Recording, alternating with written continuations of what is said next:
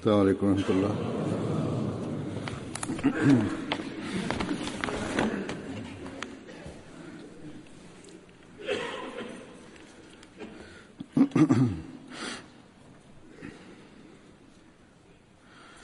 أشهد أن لا إله إلا الله وحده لا شريك له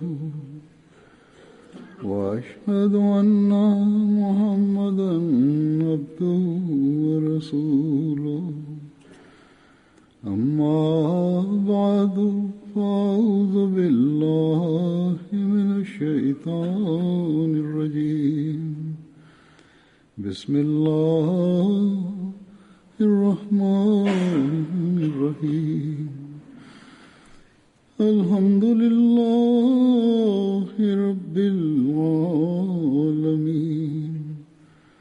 الرحمن الرحيم مالك يوم الدين إياك نعبد وإياك نستعين اهدنا الصراط المستقيم صراط الذين أنعمت عليهم غير المغضوب عليهم ولا الضالين.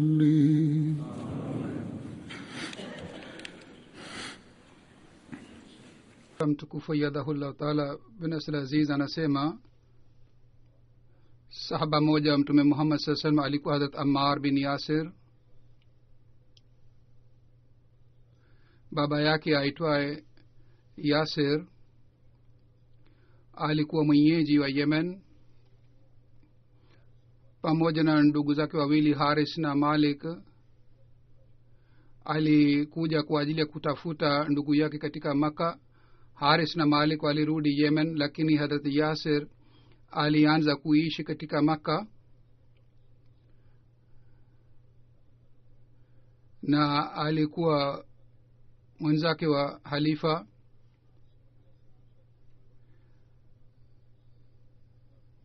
Na Hazrat Yasir alioa mtumwa wa mwenzake na kutoka kwake Hazrat Ammar alizaliwa.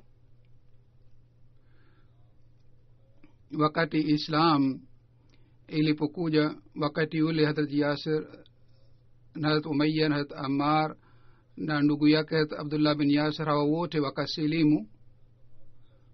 Hazrat Ammar bin Yasir anasema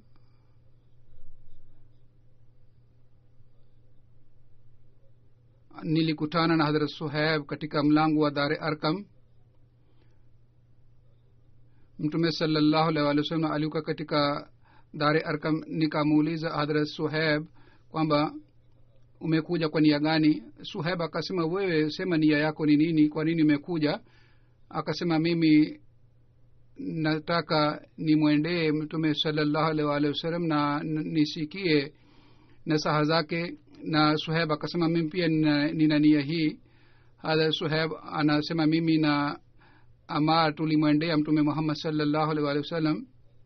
Mtume sallallahu alaihi wasallam alituelezea kuhusu Islam, na sisi kwa kusikia maelezo tukasilimu na tukabaki pale mpaka swala ya Isha. Kisha baadaye kwa kujificha tulitoka katika nyumba ya Dar Arkam. Hazrat Ammar na Hazrat Suhaib wakati waliposilimu, wakati ule watu zaidi ya 30 walikuwa wamesha silimu. Kuna riwaya ya Sahih Bukhari ambamo imeelezwa Hazrat Ammar bin Yasir radhiyallahu ta'ala anhu akasema, nilimuona Mtume Muhammad sallallahu alaihi wasallam wakati pamoja naye walikuwa watumwa 5 na wanawake 2 na Hazrat Abubakar Siddiq radhiyallahu ta'ala anhu, yani hawa watu walikuwa pamoja naye. Hazrat Muslim Maud radhiyallahu ta'ala anhu kuhusu masahaba hawa ameeleza katika maelezo yake kwamba katika familia yenye heshima ya Makkah miongoni wa watu hawa watu walisilimu, na katika watu maskini pia walisilimu, na hawa wote walitoa huduma za hali ya juu. sasa angalieni, Hazrat Ali radhiallahu ta'ala anhu alikuwa katika familia yenye heshima sana. Hazrat Hamza pia alikuwa katika familia yenye heshima kubwa sana. Hazrat Umar alikuwa katika familia yenye heshima kubwa. Hazrat Usman alikuwa katika familia yenye heshima kubwa sana. Na dhidi ya hawa Hazrat Zaid, Hazrat Bilal na Hazrat Samra, Hazrat Khubab, Suhaib na Amir na Ammar, Abu Fukaha, hawa walikuwa katika familia ambayo ilikuwa si yenye heshima sana, kana kwamba katika watu wakubwa watumishi wa Qur'an walichaguliwa, na katika watu wadogo pia watumishi wa Qur'ani tukufu walichaguliwa.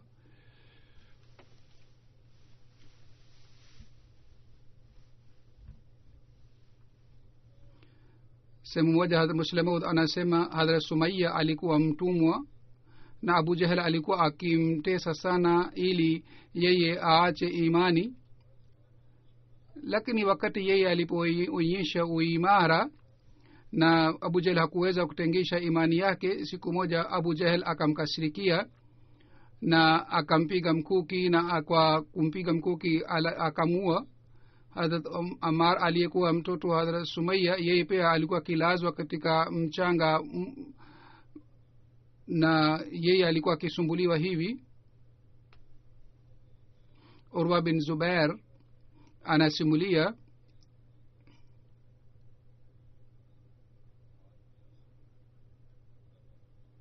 Hazrat Ammar bin Yasir alikuwa miongoni wa wale watu ambao walikuwa wadhaifu katika Maka, na yeye alisumbuliwa Maka ili yeye aritadi katika dini yake.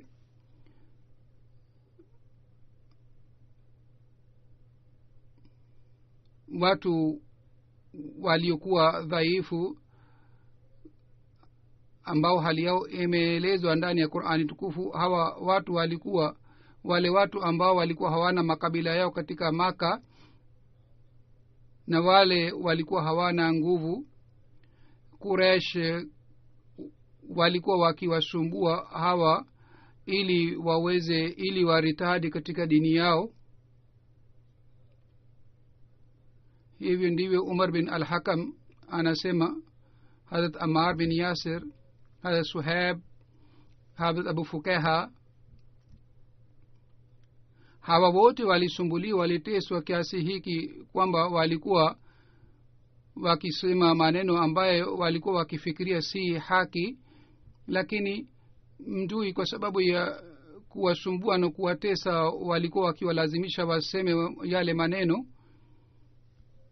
hivi ndivyo katika riwaya moja inapatikana, Muhammad bin Kaab anasimulia, mtu mmoja alinisimulia alimuona Hazrat Ammar alikuwa amevaa shulwari moja, akasema mimi niliona katika mgongo wa Ammar majeraha. Nikamuuliza haya ni nini? Hazrat Ammar akasema hii ni nishani ya usumbufu ambao watu wa Quraysh walikuwa wakinipatia katika jua kali. Umar bin Maimun anasimulia washirikina walimchoma Ammar katika moto. Mtume sasam alipita karibu na Ammar na akaweka mkono wake juu ya kichwa cha Ammar na akasema ya narukuni bardan salaman ala Ammar, ewe moto upoe juu ya Ammar kama ulipoa juu ya Hazrat Ibrahim alayhi salatu wassalam. kisha Hazrat Usman bin Affan radhiyallahu ta'ala anhu anasimulia, mimi na Mtume Muhammad sallallahu alaihi wasallam tulikuwa tunaenda katika bonde la Makkah. Mtume sasema alikuwa ameshika mkono wangu. Sisi tulifika karibu na Abu Ammar na mama yake walikuwa wanasumbuliwa. Hazrat Yasir akasema ewe Mtume sasema, je, tutaendelea kusumbuliwa hivyo? Mtume sasema akamwambia Hazrat Yasir kwamba usubiri, na kisha akafanya dua hii: e Mola wangu, uwaghufirie hawa ahli Yasir na kisha Mwenyezi Mungu alimfunulia kwamba Mwenyezi Mungu amewasamehe hawa wote, amewaghufiria kwa sababu ya usumbufu waliopata. Katika riwaya moja imeelezwa hivi, Mtume sallallahu alaihi wa alihi wasallam alipita karibu na familia ya Ammar, walikuwa wanasumbuliwa na makafiri. Mtume sallallahu akasema, ewe ahle Ammar, mufurahi, bila shaka kwa ajili yenu Mungu ameahidi pepo.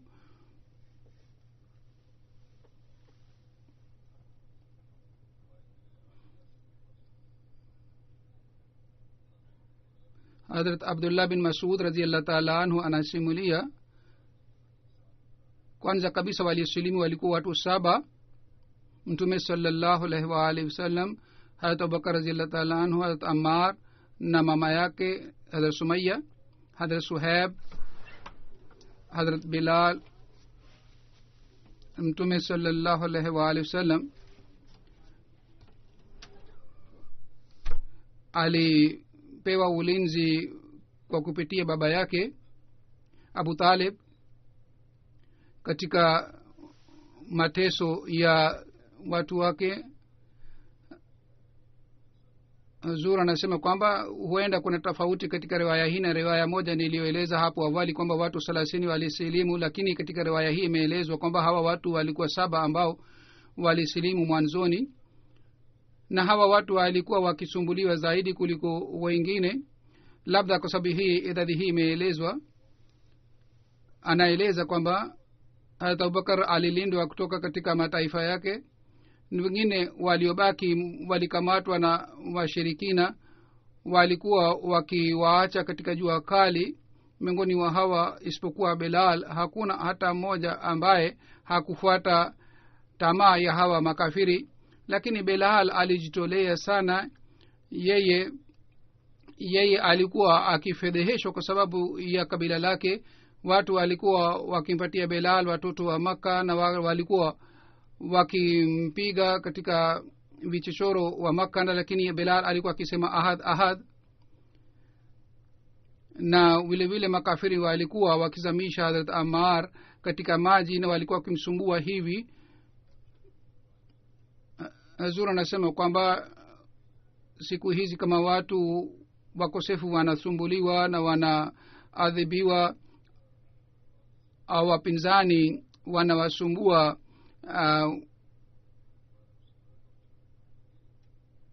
wanawasumbua wengine, hivyo ndivyo wakati ule walikuwa wakisumbuliwa.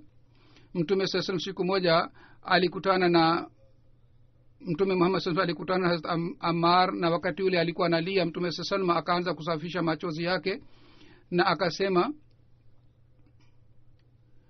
mimi kwamba wewe ulikamatwa na makafiri na ulisema maneno kadhaa na kadhaa, ukikamatwa tena useme maneno yale yale uliyosema wakati ule. Maelezo ya riwaya hii imeelezwa katika sirat Khataman Nabiyyin. Hazrat Bashir Ahmad Sahib ameeleza maelezo yake hivi kwamba Ammar, Yasir na Hazrat Sumayya, hawa wote ambao walikuwa wakisumbuliwa na makafiri kiasi hiki kwamba kwa kuona usumbufu wao mwili unaanza kutetemeka.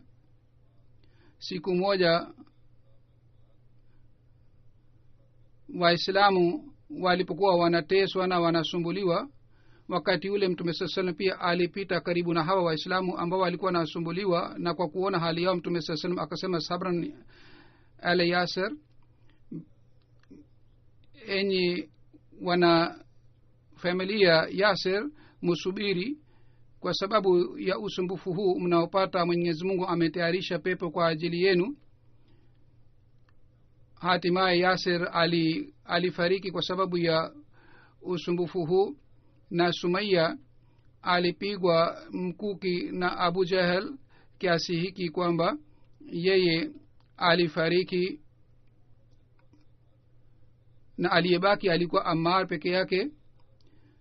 Ammar pia aliteswa sana na alisumbuliwa sana na makafiri, na wakamwambia Ammar kwamba madamu hukatai na husemi maneno machafu dhidi ya Mtume sasa, tutaendelea kukusumbua. Kwa hiyo Ammar akasema maneno machafu kadhaa, na kwa kusikia maneno haya makafiri wakamwacha. lakini baada ya tukio hili Ammar alimjia mtume sallallahu alaihi wasallam na akaanza kulia sana. Mtume sasa akamuuliza, ewe Ammar, kwa nini unalia, imetokea nini? Akasema mtume sasa, mimi nimejiangamiza, wale makafiri walinisumbua kiasi hiki kwamba dhidi yako mimi nililazimika kusema maneno kadhaa ambayo yalikuwa si maneno sahihi. Kwa kusikia hii mtume sallam akasema, moyo wako hali yake ikoje? Hazrat Ammar akasema, mtume Muhammad sallallahu alaihi wasallam, moyo wangu ni mwaminio na moyo wangu umejaa na mapenzi ya Mwenyezi Mungu na mtume wake. Basi mtume sallam kwa kusikia hii akasema, basi ni hairi, haina wasiwasi, Mungu atakusamehe. Sayyidina alayhi salatu wassalam katika kitabu chake kiitwacho Chashma Maarifat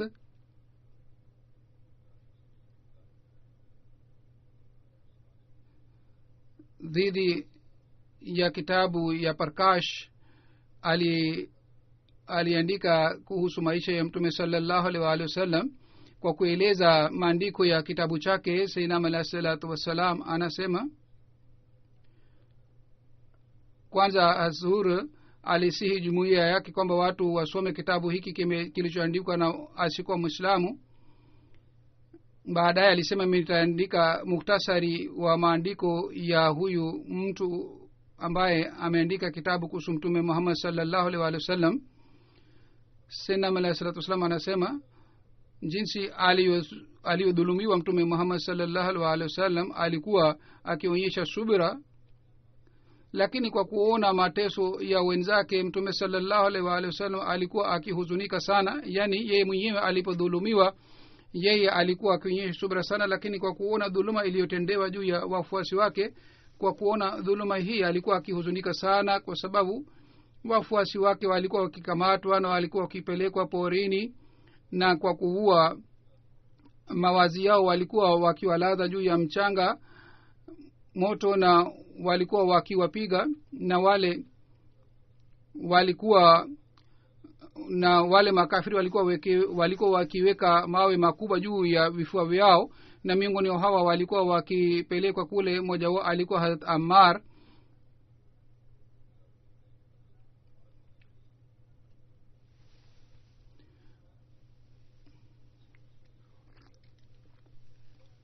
Hazrat Ammar pia alikuwa akilazwa katika ardhi yenye mawe sana, na walikuwa wakisema ukatae na ukataze na mtukane mtume Muhammad sallallahu alaihi wasallam.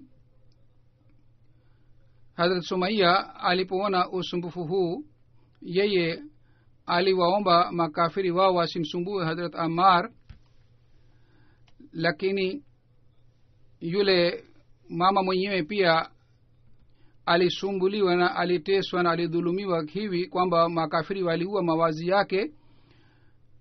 Na katika adhabu hii yule mwanamke pia alifariki. Yani Masihi alayhi salam ameeleza muhtasari wa kitabu cha yule baniani ambaye aliandika kitabu kuhusu maisha ya mtume Muhammad sallallahu alaihi wasallam. Sufyan anasimulia kwa kupitia baba yake kwamba Hazrat Ammar alikuwa mtu wa kwanza ambaye alijenga misikiti nyumbani kwake kwa ajili ya kufanya ibada. Hazrat Ammar bin Yasir alihamia Madina. Wakati ule Hazrat Mubashir bin Abd Munzir alikaa kwake. Mtume sallallahu alaihi wasallam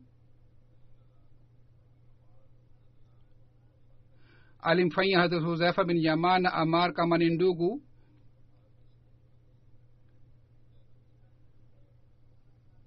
Mtume sallallahu alaihi wasallam alimpatia nafasi ya kukaa. Hazrat Huzaifa na Hazrat Ammar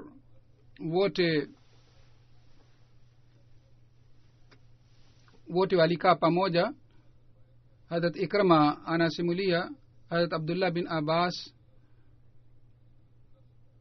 alimwambia mtoto wake Ali bin Abbas kwamba umwendee Hazrat Said Khudri na usikie anasema nini. Sisi tulimwendea, yeye na ndugu yake walikuwa katika bustani yake na walikuwa wanatilia maji bustani.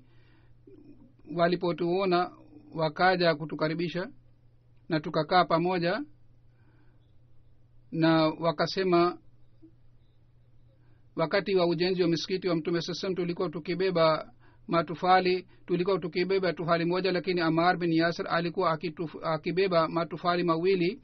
Yeye alipita karibu na Mtume Muhammad sallallahu alaihi wasallam. Mtume sallallahu akasafisha vumbi katika kichwa cha Hazrat Ammar, lakini pamoja na hiyo akasema kwamba nasikitika kwamba watu wakosefu watamua, Mwenyezi Mungu atamuita kwenye pepo, lakini makafiri watamuita upande wa moto. Hazrat Ammar alikuwa akifanya dua hii kwamba Mola wangu na kuomba ulinzi wako katika fitina ya kila aina. Abdullah bin Abi Huzail anasimulia Mtume sallallahu alaihi wa alihi wasallam alipojenga msikiti wake, wakati ule waislamu wote walikuwa wanabeba matofali. Mtume sallallahu mwenyewe na Hazrat Ammar pia walikuwa wanabeba matofali. Hazrat Ammar alikuwa anasema nahlul muslimuna, yani sisi ni waislamu ambao tunajenga misikiti. Mtume sallallahu alaihi wasallam alikuwa akisema al masajida, yani alikuwa akisema maneno haya pamoja na Hazrat Ammar. Hazrat Ammar alikuwa mgonjwa wakati wa ujenzi wa msikiti. Watu wengine wakasema lazima leo Ammar atakufa kwa sababu alikuwa anafanya kazi sana, alikuwa anabeba matofali, na kwa sababu ya maradhi alikuwa amedhoofika. Kwa kusikia hii Mtume sallallahu alaihi wasallam akamwambia Ammar kwamba upumzike kwa sababu ni mgonjwa. Lakini wale masahaba walikuwa hawataki kukosa nafasi ya kuitumikia dini. Hazrat Umm Salama anasema Mtume sallallahu alaihi wasallam alisema kwamba watu wakosefu watamua Ammar. Hazrat Ammar bin Yasir katika Badr na Uhud na Khandak na katika vita vingine alikuwa pamoja na Mtume sallallahu alaihi wasallam. vile vile alikuwa pamoja na Mtume sallallahu alaihi wasallam katika Bait Rizwan. Bait Rizwan ile ambayo wakati wa Sulh Hudaybiyah, wakati Mtume sallallahu alaihi wasallam alimtuma Hazrat Usman radhiyallahu ta'ala anhu kwa kuwa mbalozi wa Waislamu. Wakati ule Usman alizuiliwa na makafiri, na habari hii ilienea katika Waislamu kwamba Hazrat Usman ameuawa. Kwa kusikia hii Mtume Muhammad sallallahu alaihi wasallam, kwa kupata taarifa hii Mtume sallallahu aliwakusanya Waislamu wote chini ya mti,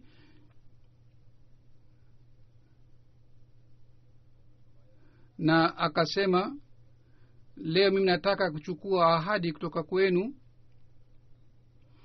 kwamba hakuna mtu yeyote ambaye atakimbia, yeye hataacha sehemu hii hata kama yeye anauawa.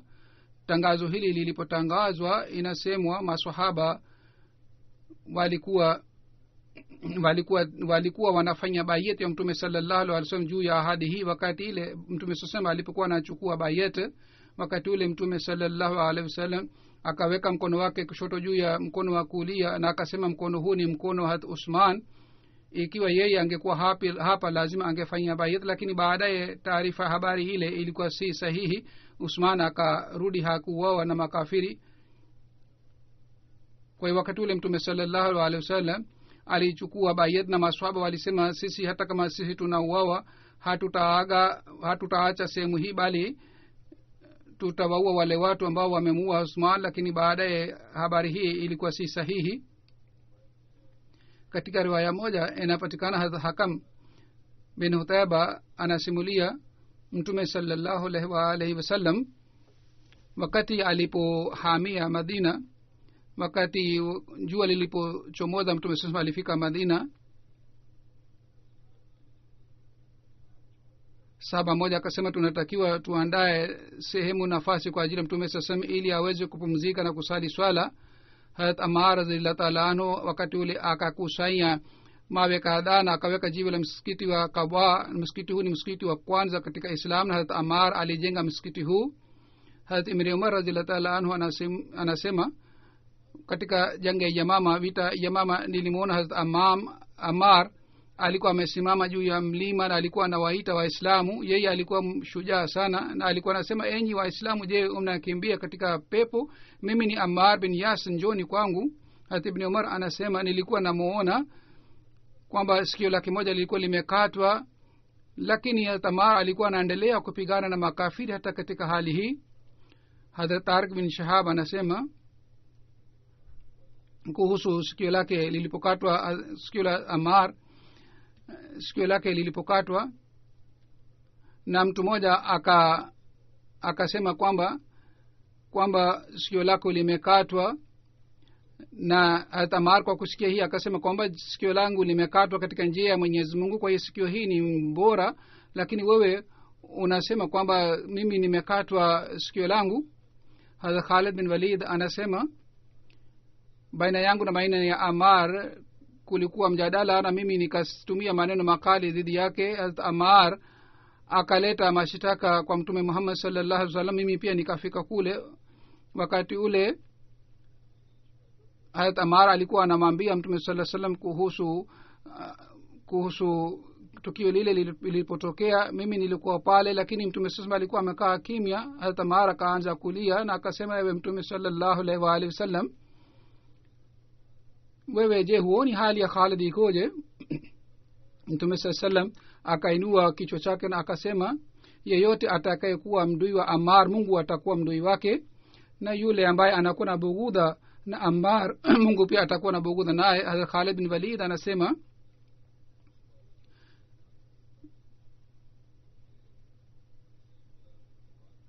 wakati ule ni mimi nilikuwa napenda sana Ammar aridhike nami.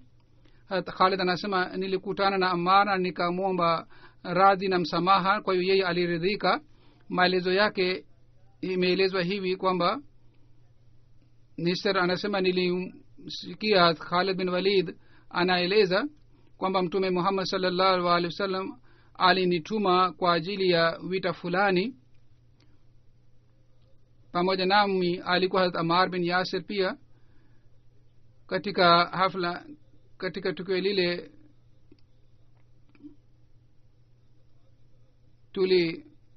tulimwendea familia iliyokuwa inaamini Mungu mmoja. Hazrat Ammar akasema, hawa wanamwamini Mwenyezi Mungu, lakini Hazrat Khalid hakujali, bali yeye aliwaua wale watu wote. Hazrat Khalid aliendelea kunitishia kwamba mimi niseme maneno kadhaa. Kwa hiyo mimi na Ammar tulipomwendea Mtume sallallahu alaihi wasallam, Ammar akaeleza mambo yote yaliyotokea. Ammar alipoona Mtume sallallahu alaihi wasallam anakaa kimya, na yeye Ammar akarudi, na wakati ilhali alikuwa analia. Hazrat Ammar anasema, Mtume sallallahu alaihi wasallam akaniita na akasema, ewe Khalid, usiwe na bughudha na Ammar. Yeyote ambaye anamuita Ammar kwa jina mabaya, Mungu pia anamchukia. Yule ambaye anasema Ammar ni jahili, basi Mungu pia anasema yule ambaye aliyemuita Ammar jahili, ye mwenyewe ni jahili na mjinga. Hazrat Ali radhiyallahu ta'ala anhu anasimulia, nilikuwa nimekaa pamoja na Mtume sallallahu alaihi wasallam. Wakati ule Ammar akapiga hodi, Mtume sallallahu alaihi wasallam akamruhusu aingie na akasema, mtu mtakatifu karibu. Yani Mtume sallallahu alaihi wasallam alimuita kwa jina hili. Hazrat Aisha anasema, Mtume sallallahu alaihi wasallam alisema, wakati wote Ammar alipopewa hiari ya kufanya katika kazi mbili, yeye anachagua kazi ambayo ni kazi ya mwongozo na hidayah. Hazrat Amr radhiyallahu ta'ala anhu anasimulia, Mtume sallallahu alaihi wasallam alisema, katika vingo vyote vya Ammar imani imejaa. Ammar bin Yasir alikuwa miongoni mwa wale watu ambao walilindwa kutoka katika shetani. Ibrahim anasimulia, nilikuja katika Syria, watu wakasema Abu Darda alikuwa akisema, je, miongoni mwenu alikuwa yule mtu ambaye alilindwa na shetani?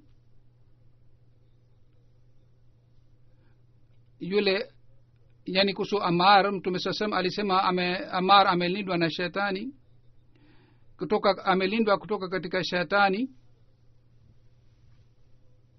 Mtume sallallahu alaihi wasallam wakati alipokuwa na mpango wa kuhama kutoka Maka, yeye mtume sallam alipofanya mpango wa kwenda Maka, wakati ule habari hii ilifichwa.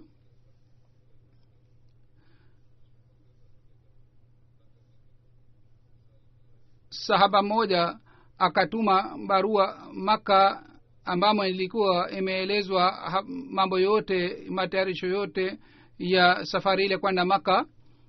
Mwenyezi Mungu alimfunulia mtume sallallahu alaihi wasallam Hazrat Ammar na Hazrat Ali walitumwa kwa kumfuata yule mwanamke ambaye aliyechukua barua ile ya kupeleka Maka. Kwa kueleza tukio hili, Hazrat Khalifa Awwal radhiyallahu ta'ala anhu anasema mwanamke mmoja aitwaye Sara alikuwa akiishi Maka na alikuwa chini ya Bani Hashim. Wakati mtume sallallahu alaihi wasallam alikuwa anatayarisha kwa ajili ya kwenda Maka, yule mwanamke alimjia Madina. Mtume sasa akamuuliza, je, umekuja hapa kwa kuwa Muislamu kutoka Maka? Akasema, hapana, mimi sikusilimu, bali mimi nimekuja kwa ajili ya mahitaji kadhaa na nahitaji msaada fulani, na familia yako inanisaidia dai kila wakati, kwa hiyo nimekuja kwako ili unisaidie nipate fedha kutoka kwako na kutoka familia yako. Mtume sallallahu alaihi wasallam akawaambia maswahaba zake, maswahaba wakampatia fedha na mawazi na msaada. Kwa kupata msaada huu akarudi Maka. Wakati ule alipokuwa tayari kurudi, Hatham akampatia dirham 10 na akasema, mimi nitakupatia barua moja uwapatie wenyeji wa Maka. Yule mwanamke hata katika barua ile alieleza katika barua kwamba mtume sasa ametayarisha kushambulia Maka, kwa muwe tayari. Mtume sallallahu alaihi wasallam akapata habari kwa kupitia ufunuo kwamba yule mwanamke amechukua barua kutoka Hatib. Mtume sallam alimtuma Hazrat Ali pamoja na Ammar pamoja na masahaba wengine, na mtume sallam akawasihi kwamba wachukue barua kutoka kwake. Ikiwa yeye anakataa kutoa barua, basi wampige. Kwa hiyo wakamkamata njiani. Yule mwanamke akakataa kutoa barua, akasema, mimi sina barua yoyote. Hazrat Ali akashika upanga akasema, sisi tutakuwa pengine utupatie barua, kwa sababu mtume sallam amepata habari kupitia wahi kwamba barua unayo. Yule mwanamke kwa kusikia hii akatoa barua katika nywele zake, na barua ilipoletwa Madina ilijulikana kwamba Hatib aliandika barua hii. Kwa hiyo yeye aliitwa. Mtume sallam akamuuliza, huyu wewe umefanya nini hii? Yeye akasema, wallahi tangu mimi nimesilimu, mimi sikuwa mkafiri hata siku moja. Niliandika barua hii kwamba katika Maka hakuna mtu wa kulinda familia yangu. Kwa kuandika barua hii nilitaka nipata faida ili watu wangu wasipate usumbufu kutoka kwa makafiri. Saba moja akasema Hatib auawe, lakini mtume sallallahu alaihi wasallam akasema, hapana, huyu alishiriki katika Badri na Mungu aliwaridhia wale watu walioshiriki Badri. Hazur anasema kwamba Hatib alikosea na alikuwa hana nia ya kuwadhuru Waislamu. Hazrat Umar alimteua Hazrat Ammar bin Yasir kuwa kiongozi wa Kufa, na akamwandikia barua hii. Mama yake amesema kwamba mimi namtuma Ammar kwa kuwa kiongozi wa Kufa, na nidhamu ya Baitul Mal nimempatia Ibn Mas'ud.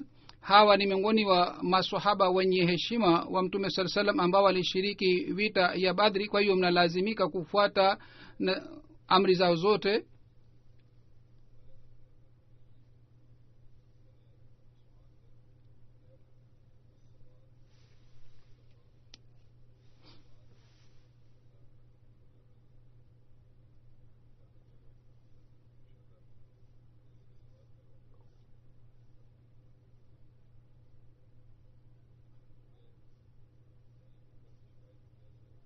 kisha baadaye kwa sababu ya malalamiko ya kufa Hazrat Umar radhiallahu ta'ala anhu alimwambia Hazrat Ammar kwamba yeye asiendelee na shughuli zake. Siku moja Hazrat Umar akasema, je, mimi nilipokuondoa katika uongozi ulisikiaje? Akasema, kwa hata wewe uliponiteua kuwa kiongozi wakati ule pia mimi nilikuwa sina furaha, na wakati mimi nilipoondolewa katika uongozi wakati ule pia nilikuwa sipendi, yani wakati nilipoteuliwa nilikuwa sipendi niteuliwe kuwa kiongozi, na wakati nilipoondolewa wakati ule pia sikupendelea iliyotokea. Kwa hiyo yeye hakusema mpaka Hazrat Umar alimuuliza. Wakati wakosefu walipoleta uharibifu katika Madina, wakati ule Hazrat Ammar pia alikamatwa na hawa wakosefu. Yeye alidanganywa na hawa watu. Hazrat Khalifatul Masih Sani radhiyallahu ta'ala anhu kuhusu tukio hili anasema, watu watatu walikuwa pamoja na wale watu walioretadi, mtoto wa Hazrat Abubakar radhiyallahu ta'ala anhu, na wanahistoria wanasema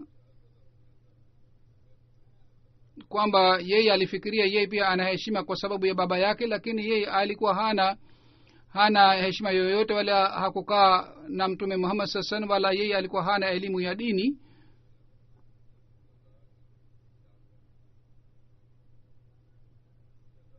Wakati wa Hajjatul Wadaa, wakati ule alizaliwa, na wakati Mtume sallallahu alaihi wasallam alipofariki alikuwa ananyonya.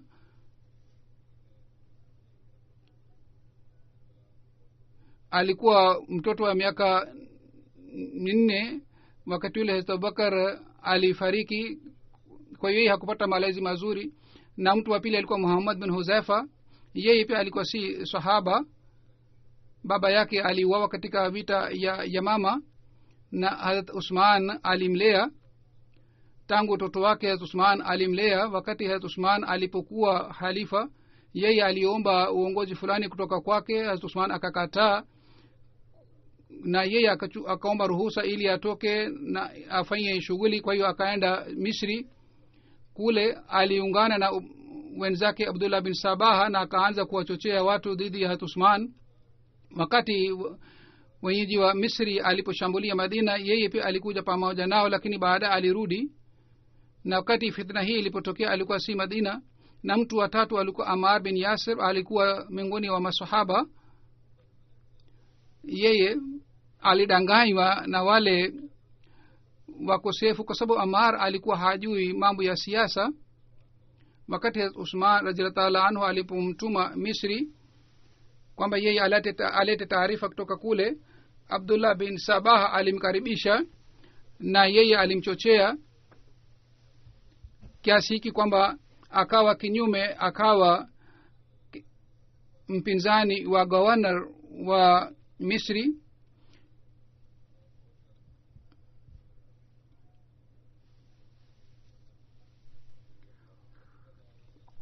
Na yule governor alisilimu baada ya ushindi wa Maka, na yeye alikuwa uadui wa Mtume sallallahu alaihi wasallam moyoni mwake. Kwa hiyo Ammar alipokwenda kule Misri, governor pamoja na Abdullah bin Sabah wakazungumza dhidi ya Usman radhiyallahu ta'ala anhu.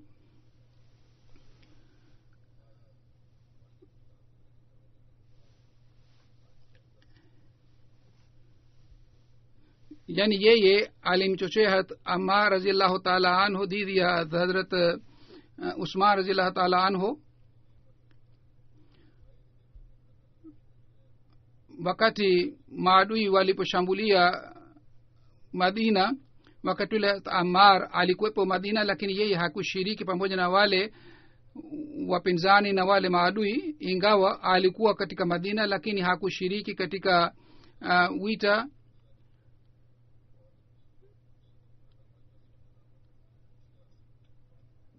Kwa yeye hakushiriki pamoja na wale watu walioleta ufisadi dhidi ya Usman radhiyallahu ta'ala anhu. Wakati wa ukhalifa Ali alikuwa pamoja na Hazrat Ali, na alishiriki katika jenge Safain.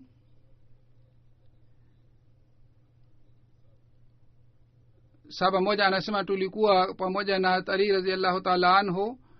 Nilimwona hata Ammar alikuwa akienda sehemu yoyote, maswahaba mtume sasema alikuwa wakimfuata kana kwamba hata Ammar alikuwa sawa na bendera kwa ajili ya maswahaba wengine. Amr bin Salama anasema katika vita Safin nilimwona hata Ammar bin Yasir. Vita Safin, ile Safin ilikuwa baina ya Ali na katika governor ya Syria.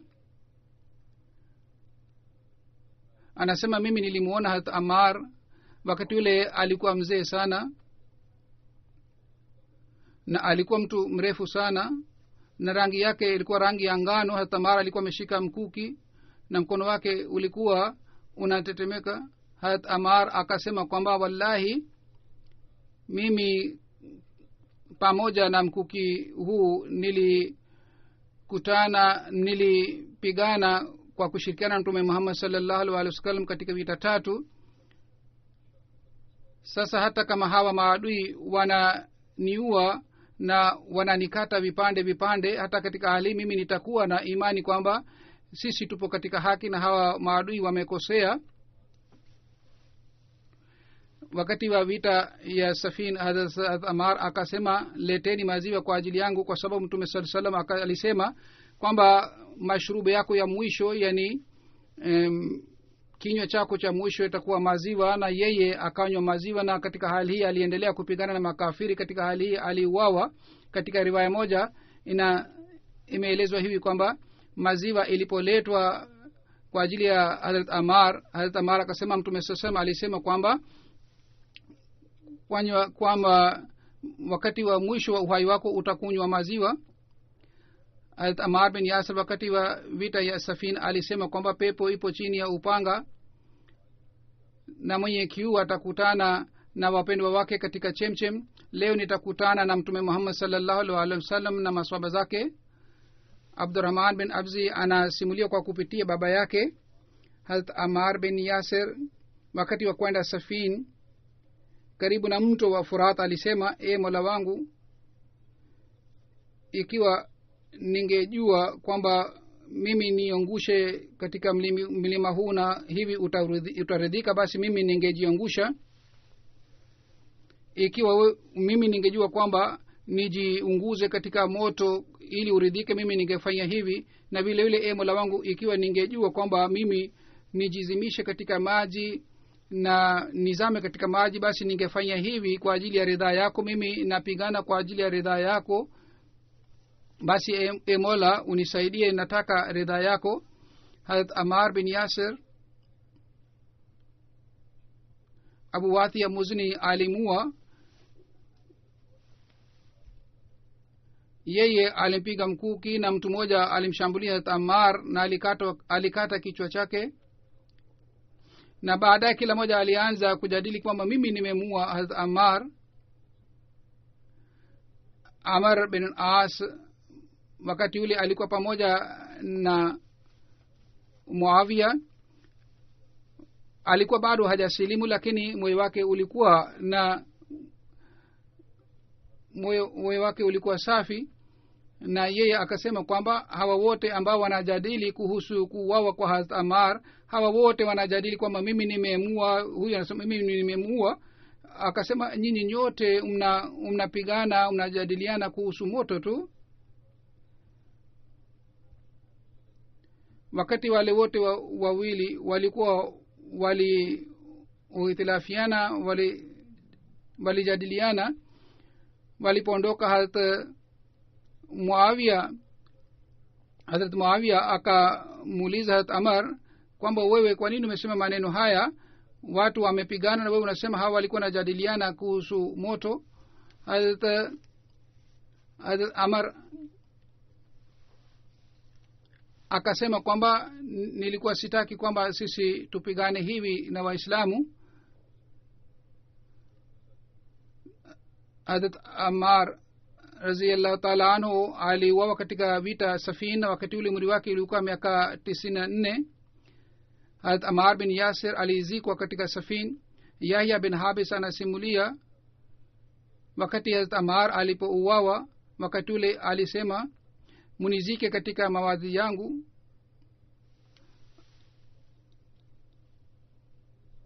Hazrat Ali alimzika Hazrat Ammar katika mawazi yake. Hazrat Ali aliongoza jeneza yake. Hazrat Ali alimweka mwili wa Ammar karibu naye na mwili wa Hashim aliweka mbali kidogo, na alisema takbir mara 6 au mara 7. Huyu alikuwa sahaba Hazrat Ammar ambaye aliuawa kwa ajili ya Mwenyezi Mungu. Hazur anasema kuna matukio mengine kuhusu sahaba huyu. Mimi inshallah katika hutuba ijayo nitaeleza zaidi kuhusu huyu sahaba inshallah.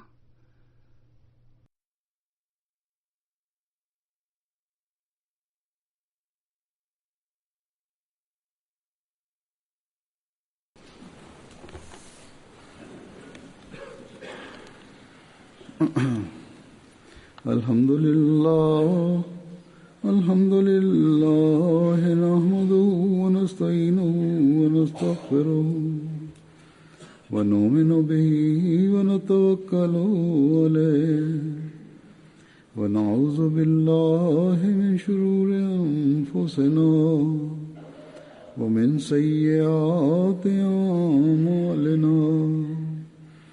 من يهده الله فلا مضل له ومن يضلل فلا هادي له ونشهد أن لا إله إلا الله ونشهد أن محمدا عبده ورسوله.